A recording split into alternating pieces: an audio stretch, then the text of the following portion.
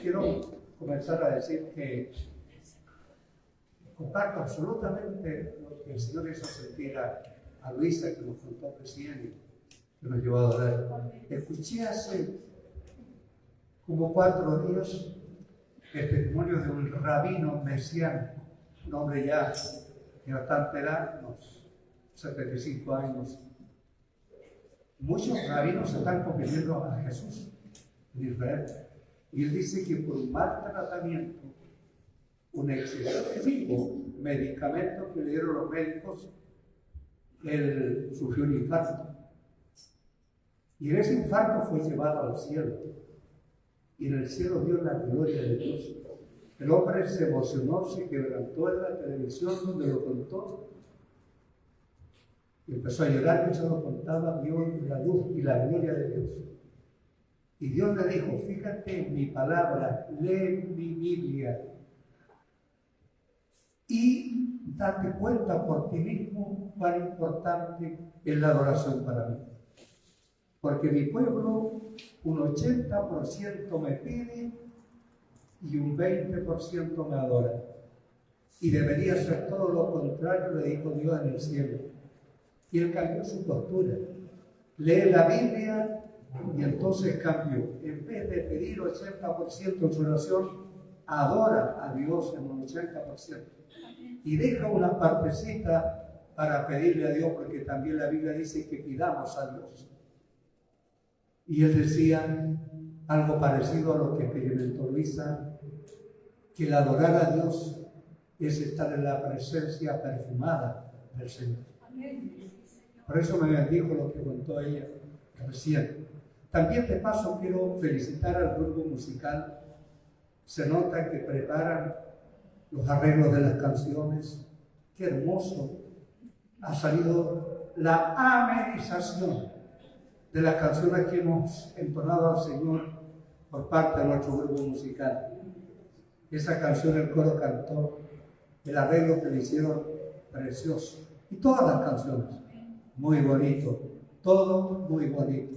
Dios le siga usando para su gloria. Amén, hermanos y hermanas. Y de paso también, me sentí orgulloso, sanamente orgulloso, cuando mi esposa me contaba, porque yo no asistí a ese retiro en la iglesia de El Bosque. Empezó a contarme una a una las hermanas que asistieron, incluyendo también a Rodrigo, Lorito, 20, ¿qué les parece? 20.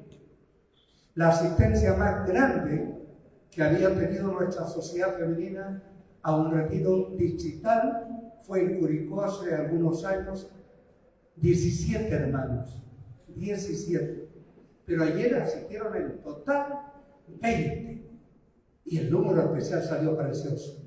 ¿Acaso, hermanas, hermanos, no es digno de felicitación? Amén. Que la próxima vez sean 30, después sean 40, después 100. ¿Es posible, no? Sí, es posible. Yo me gozo en la presencia del Señor. Todo este culto tan lindo, tan hermoso. Yo bromeaba con Ruth cuando la vi llegar. Estaba ahí, la fui a saludar.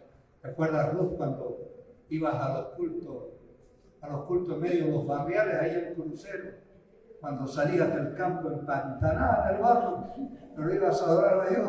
Hoy día estamos tan delicaditos que ni siquiera llueve, hace un poquito de frío y ya no queremos venir al culto. Pero ustedes no, los felicito porque han venido a la casa del Señor. Amén. Y voy a pedir que me acompañen en la lectura de la Biblia. Evangelio de Juan, capítulo 11, versículo 21. Abran su Biblia. Siempre voy a pedir que abran su Biblia porque yo no quiero que dejemos de ser el pueblo del libro. Poquito a poquito hemos empezado a dejar el pueblo del libro, a ser el pueblo del libro. Claro que en la casa no, las hermanas y hermanos siguen leyendo la Biblia de manera abundante, pero digo esto porque la iglesia evangélica, por lo menos aquí en Chile, ha sido conocida como una iglesia que en la calle lleva la Biblia debajo del brazo. Cuando predican los hermanos en las calles, ahí con su Biblia. Aquí en Chile, por lo menos, La iglesia evangélica ha sido conocida como el pueblo del libro. Entonces yo siempre pido que se acompañen a los cultos con la Biblia. Y por eso digo siempre, acompáñenme en la lectura del texto que voy a usar como mensaje para hoy.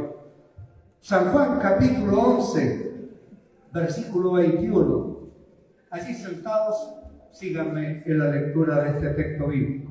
San Juan capítulo 11, versículo 21. La Biblia a la letra dice de la siguiente manera: y Marta dijo a Jesús: Señor, si hubieses estado aquí, mi hermano no habría muerto. Si hubieses estado aquí, mi hermano no habría muerto. Mi hermana, yo quise tomar este texto porque durante la semana me hice esta pregunta: ¿llega Jesús tarde alguna vez? ¿Llega Jesús tarde alguna vez? Ese es el tema. Ese es el asunto que quiero tocar hoy día. Me parece que en necesidades imperiosas que enfrentamos, cada uno de nosotros pasa por necesidades imperiosas a veces, algún problema. Y oramos, sí, no parece que Jesús llega tarde. O no parece que no va a llegar nunca el Señor Jesús para ayudarnos en la situación que estamos cruzando. Entonces nos parecemos al salmista, Salmo 102, versos 1 y 2. Acudimos a Dios en oración, insistimos ante el Señor, como el salmista: oh Dios, escucha mi oración, atiende a mi clamor. No escondas de mí tu rostro, porque estoy angustiado. Escucha mi clamor, no escondas de mí tu rostro, porque estoy angustiado. Inclina a mí tu oído. Le rogamos al Señor, igual que el salmista: apresúrate a responderme. Queremos una respuesta rápida del Señor. Y mi pregunta es: ¿llega Jesús alguna vez tarde? En este caso, había en una localidad llamada Betania, una localidad ubicada más o menos a 40 kilómetros de Jerusalén, estaba ubicada esta localidad. Y en esa localidad, Betania, había una familia muy apreciada por Jesús. El Evangelio de Juan dice que amaba a Jesús, a Marta, a su hermana y a su hermano Lázaro. El Señor con sus discípulos pasaba ahí, a esa casa siempre. Era muy bien atendido el Señor y también sus discípulos. Y Jesús amaba a esa familia. Ahora bien, en esta ocasión, Jesús se encontraba a una distancia bastante larga, a muchos kilómetros de distancia de Betania, cuando las hermanas le enviaron este comunicado. Alguien se lo hizo saber al Señor: tu amigo a quien tú amas, Lázaro, está gravemente enfermo. Y la enfermedad de Lázaro era grave. Curiosamente, dice la Biblia que el Señor se demoró intencionalmente 2 días más en ese lugar. Intencionalmente se quedó 2 días más en ese lugar, sabiendo por el comunicado que su amigo Lázaro estaba grave, obviamente a punto de morir. Marta estaba compungida por esto, también su hermana María. Su hermano estaba grave, Jesús no llegaba. Y cuando Jesús se dirigió a Betania y llegó a ese lugar, Lázaro ya había muerto y aún más estaba sepultado. Entonces Marta, cuando lo recibió al Señor, obviamente corrió a él para recibirlo.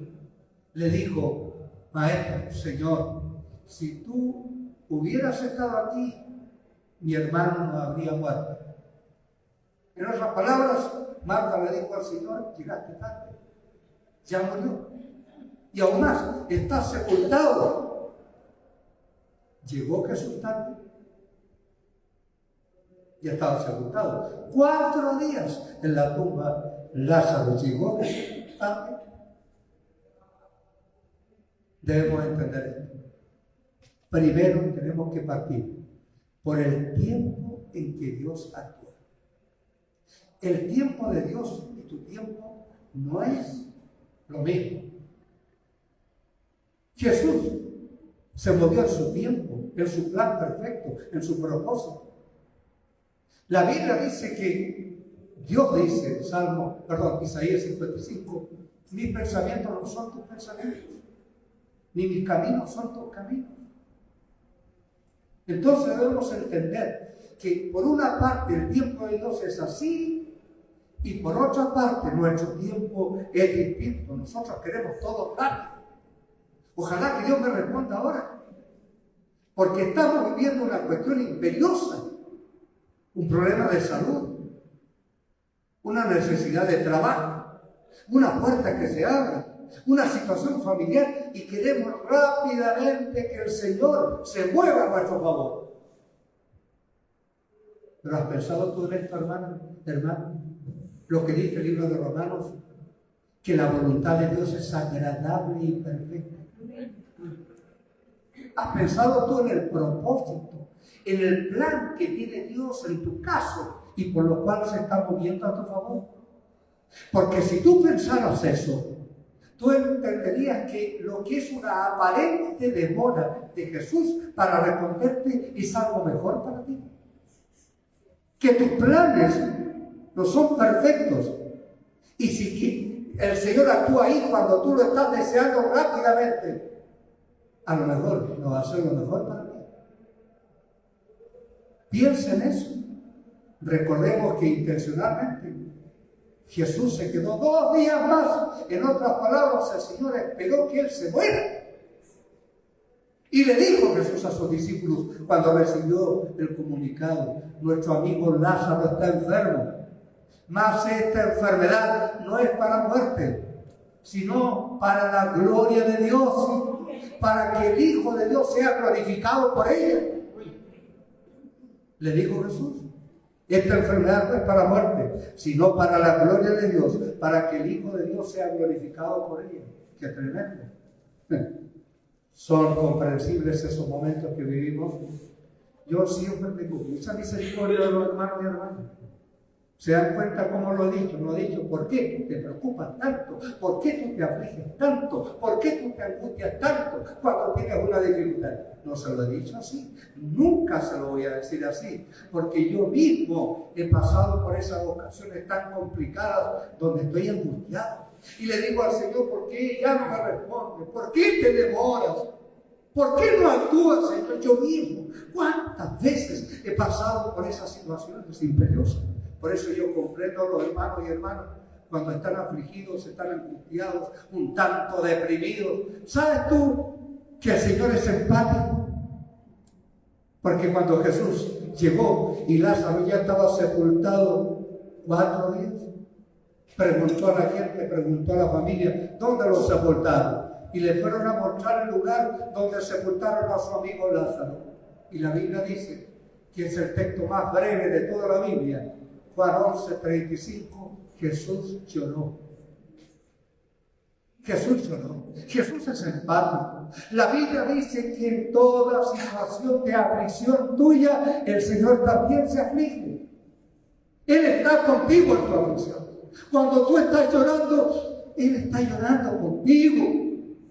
Cuando tú tienes una tristeza, Él tiene una tristeza contigo.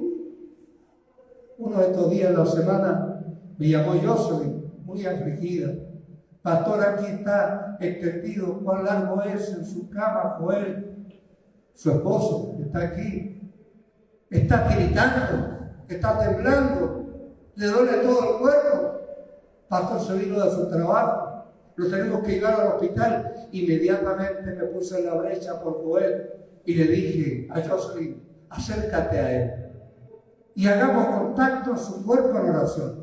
Y empecé a orar. Pero no hice una oración de esas comunes para cumplir el deseo de alguien, sino que le dije al Señor, yo quiero tener una respuesta ahora y voy a orar hasta que tú me respondas. Y empecé a entrar en el fragor, en el calor de la oración. Y cuando estuve convencido y supe que el yugo con la unción se quebró, terminé de orar. Listo. Al otro día me envió un WhatsApp tan lindo, Joel, lo dejé grabado. Yo siempre borro mucho WhatsApp, si no la lista se va amontonando de tanta gente que me envía WhatsApp, pero esta vez lo dejé guardado. Porque en otras palabras, Joelito me dijo, pastor, ¿sabes que me llevaron al hospital, gente esperando 5 horas para ser atendida? En 20 minutos ya me habían atendido y hoy día, pastor, yo me siento como lechuga, completamente sana. Esas palabras usó. Y ahí está Joelito asistiendo a la casa del Señor. ¿Qué bueno nuestro Dios?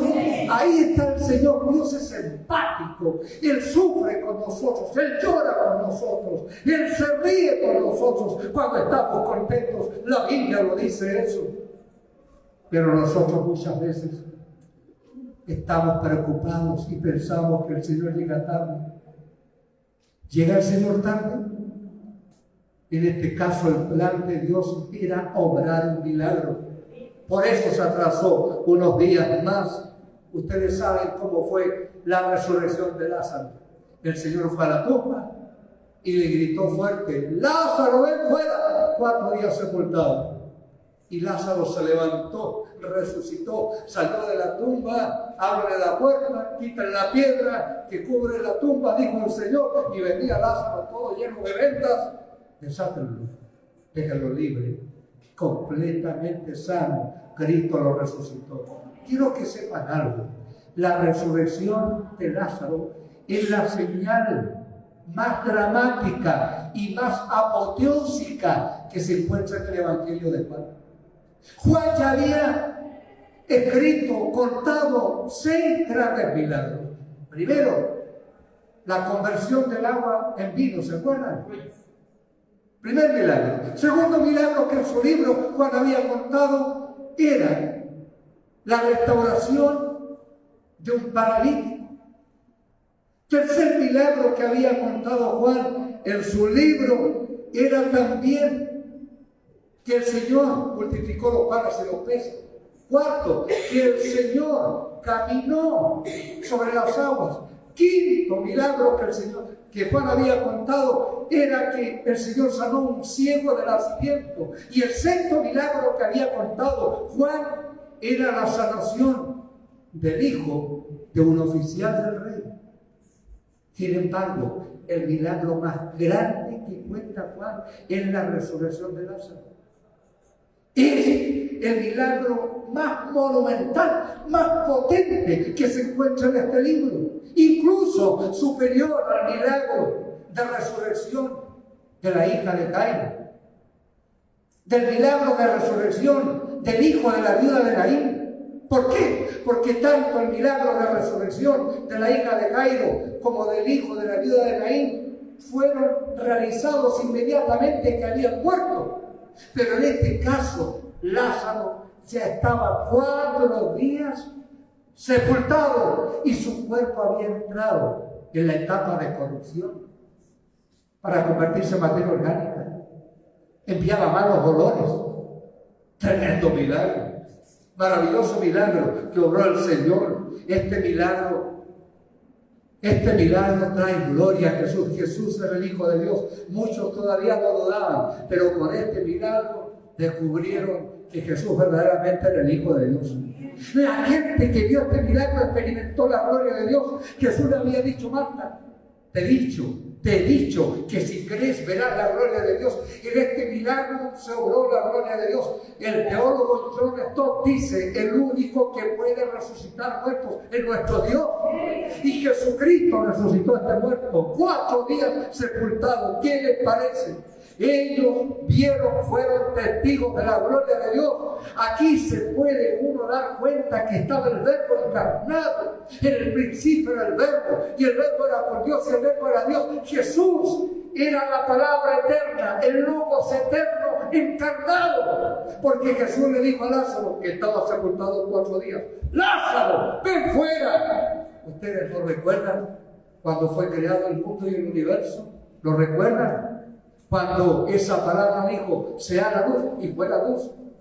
Sea la hierba, y fue hecha la hierba verde. Sean hechos los árboles, y fueron hechos los árboles.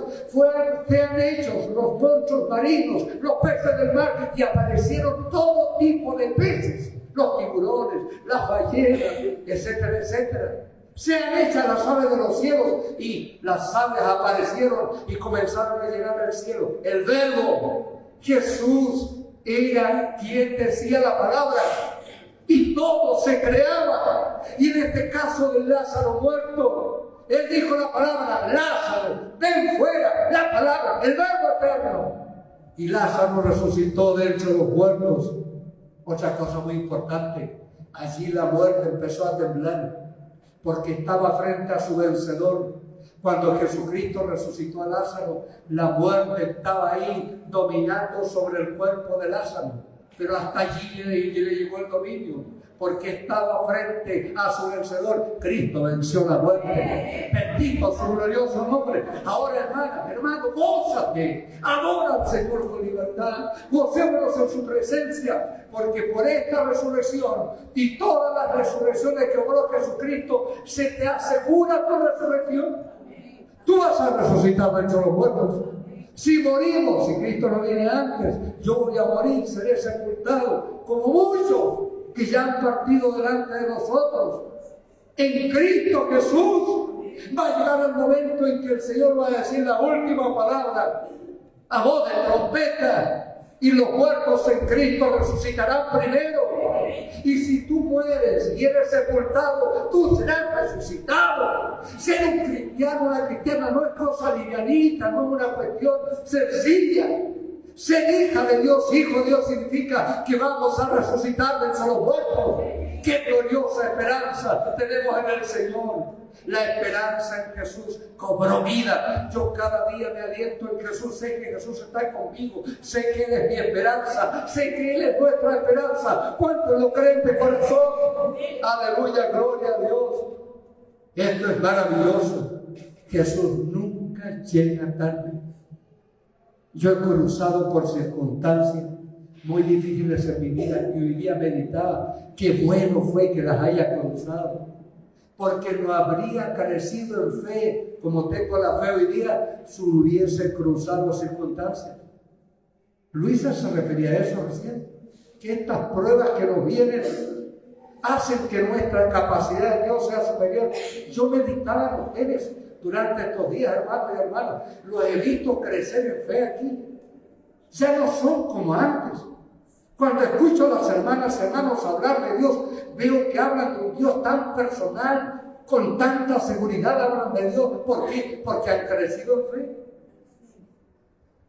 Me saludó una persona esta semana y me dijo: Pastor Rubén, yo crecí en su iglesia y me sentí alentado.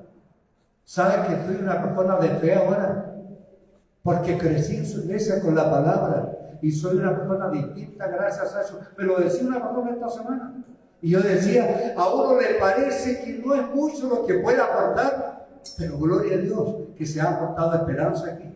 Y yo creo que van a llegar cientos de personas y van a escuchar el buen Evangelio y van a ser transformados en la fe en Cristo el Salvador. Nunca Jesús llega tarde. Está bien, Jesucristo llegó aquí aparentemente tarde, pero era para realizar un milagro. Y yo lo he comprobado cuando estamos en las últimas, estamos desesperados, ya no hayamos salida, juntos le clamamos al Señor y Él interviene. Me parece que a veces el Señor busca ese momento más complicado nuestro cuando ya no podemos más. ¡Ay, Señor, ya no puedo más! Cuando Él dice: ahora voy a intervenir. Ahora es la hora del milagro. Bendito Dios. ¿Lo han probado ustedes eso? Permítame contar esto que yo he contado otras veces. En realidad, ahí, en esa ocasión, yo ya no podía más. Sé aquí que los hermanos, permítanme contarlo otra vez, porque este es un gran testimonio para mí. Aquí hay hermanos que esperan tener su casa propia. Y yo he estado con ustedes, he orado con ustedes. Desean tener su propiedad. Ellos saben que van a pasar los años y quieren tener lo propio. Si no es una inestabilidad. Supongamos si están arrendando y llega el dueño y le dice, quiero que me pase a la casa. Y han vivido tiempo ahí en esa casa. Y están tranquilos ahí. Están en el lugar que les gusta vivir. Y yo me he puesto en su lugar. ¿Cómo desean su casa propia? Para tener seguridad. Y a mí también me pasó eso. Me pasó eso cuando no tenía plata, dinero para comprar una casa. No lo tenía. Yo todo lo que he llegado a tener ha sido solo por la fe. Nada más por la fe. Y de tanto orar y ayunar hasta que lo logré. Y ahí el Señor llegó cuando ya simplemente entregué yo y todo había fracasado para mí. Porque de a poquito comencé a ahorrar para mi casa propia. Depositaba, pero casi nada de dinero porque no tenía más en el banco. Cuenta del Banco del Estado. De a poquito. Y llegó el tiempo que ya había ahorrado unos poquitos pesos. Se me ocurrió postular al subsidio en esos años, más de 20 años atrás. Y salí con el subsidio. Pero el monto más pequeño, el más chico, me alcanzaba para una casita de esas, toda acartonada, muy sencilla. Y ahora fui a mirar esas casas y dije, Señor, no soy vanidoso, no quiero ser un hombre de orgullo, pero en estas casitas de cartón tan fáciles de destruir, que escucha todo con lo que pasa con los vecinos. Yo he sido un siervo tuyo, querido. Por años te he servido, tú me llamaste y no tengo dinero para una casa mejor. Y dije, Señor, perdóname, yo no voy a postular a esta casa. Y me fui caminando así. De pronto vi allá a la distancia una casa, que era la casa piloto de una villa que se iba a construir. Muy bonito. Cómo me gustaría tener una casa como esa, Señor.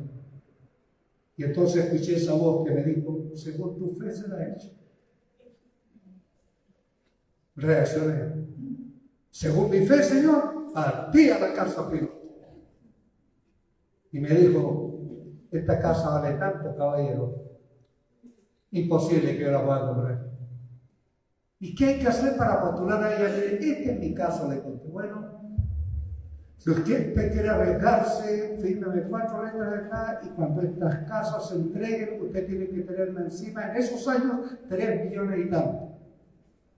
Luego, si apenas tenía para pagar mi pequeño sueldo, no alcanzaba 100,000 pesos mensuales. Terrible. Y cuando me dijo eso, si gusta postular a estas casas, o a una de estas casas firme esta letra. Y yo la firmé. ¿Para qué lo hice? Después me pesó. Pero si las letras tenían un valor superior a lo que yo recibía en dinero mensual, ¿de dónde cometí esa locura? Llegué a la casa que arrendábamos, me arrodillé al lado de la cama y le dije al Señor, Señor, estoy atormentado por esto, para que firme esas letras. Y yo lo hice, no. Y entonces el Señor me dijo, abre la Biblia con los ojos cerrados. Y puse mi Biblia ahí sobre la cama y apunté con los ojos cerrados. Y justo estaba apuntando ese verso del Salmo 16. Las cuerdas me han caído en lugares deleitosos y es hermosa la heredad que me ha tocado. Hermosa la heredad. Cerca del aeropuerto, a 15 minutos, 10 minutos en vehículo. Cerca del terminal de buses. Yo viajaba mucho en ese tiempo, en avión, en buses. Me consoló el Señor, pero puede ir a una serie de peripecias. Lloraba algunos días. Un día me vine a llorar al Paseo Humano. ¿Sabe por qué? Tenía ganas de tener a mi mamá cerca para colocarme ahí sobre el hombro de mi mamá y llorar un poco. Porque había recorrido los bancos pidiendo un préstamo para él. Ningún banco me prestó porque me decían, ¿qué trabajo tiene usted? ¿Qué labor tiene? Yo soy pastor evangélico. No le podemos prestar plata a usted. Porque usted no tiene con qué certificarlo. ¿Cómo? ¿Cuánto le echa el dinero? Sí fue. Y allí fue la esquina del Paseo Humano con la Alameda y empecé a hacer pucheros delante de él. Llegó la hora, hermano. No tenía un peso, 3,5 millones. Y me llaman, la casa tal día se va a entregar, le vamos a pasar la llave, usted tiene que ir primero con los 3,5 millones de dólares. Era mucha plata para mí en esos años, unos 25 años atrás. Entonces, dije, Señor, voy a ir a entregar a la empresa mi renuncia a la casa, no tengo ese dinero. Y tomé la decisión. Perdía todo lo que había pagado las letras, mucho dinero. Salí de esa casa que arrendamos para ir a la empresa y decirle, renuncio a la casa porque no tengo cómo pagar. Cuando me llama en ese tiempo estaba vivo el pastor Gerson Higuera, que era nuestro vecino. Y me dijo, Rubén, ven para acá, te están llamando. Y me llaman y me dicen, ¿a dónde te depositamos el dinero? Te he conseguido el dinero. A ese familiar yo no le dije nunca que era el sur. Alguien le contó que no fui yo, porque yo soy medio cerrado para eso, nunca le pido un peso a nadie. Y alguien le contó, y esta persona se movió con un rico de la ciudad, que era conocido, y el rico de la ciudad me dijo, yo le consigo el préstamo, que me lo pague como pueda. ¿Dónde te depositamos? Y me enviaron los 3,5 millones. No sé cómo lo pagué, pero hace 25 años estamos en nuestra casa propia. Yo pensé que Jesús llegaba tarde, pero nunca llega tarde. Llega en el momento oportuno. Amén, hermano y hermana. ¿Crees tú en ese Dios o no? Ponte de pie y demos gloria a Dios. Gracias, Señor. Que cada hermana y hermano piense que tú nunca llegas tarde.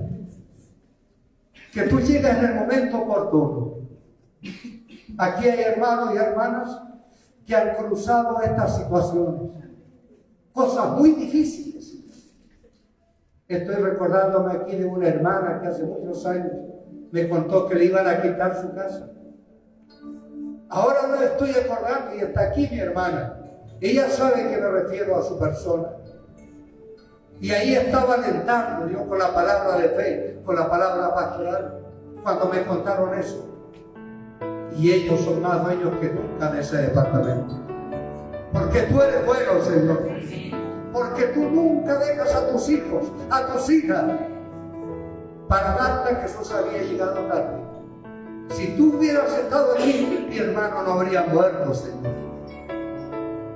Pero tú llegaste para hacer el milagro. Y tú en esta mañana quieres hacer milagros. Y tú te quieres glorificar. A lo mejor hay aquí algún hermano o hermana, alguna persona que está cruzando una situación difícil y quiere que ore por usted. Venga aquí adelante. Voy a orar por usted. Y Dios se va a glorificar en su persona. Dios va a hacer una maravilla en su persona. Venga para acá. Confía en Él.